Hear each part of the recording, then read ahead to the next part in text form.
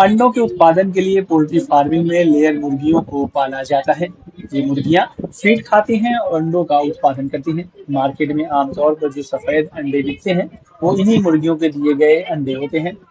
ठंड में इन अंडों की डिमांड ज्यादा होती है, लेकिन गर्मी में डिमांड कम हो जाती है। वहीं गर्मी के दिनों में अंडों का उत्पादन भी प्रभावित होता है। असल में मुर्गियों को हीट स्ट्रेस की समस्या हो जाती है।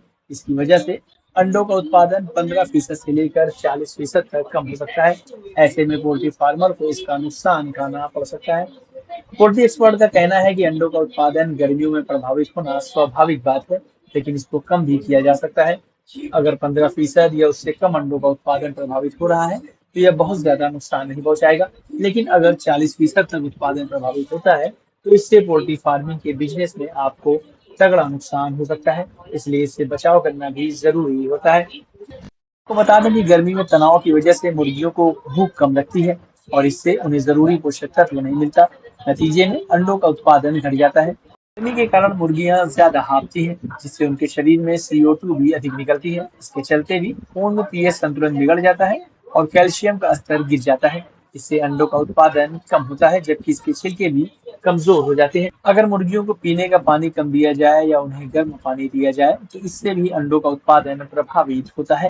अब बात करते हैं कि प्रभाव को कैसे कम किया जाए। एक्सपर्ट कहते हैं कि अंडों का उत्पादन प्रभावित न हो, इसके लिए पोल्ट्री फार्म में कूलिंग पैड या फव्वारे आदि का इस्तेमाल करना चाहिए। कूलर आदि भी लगवा सकते हैं।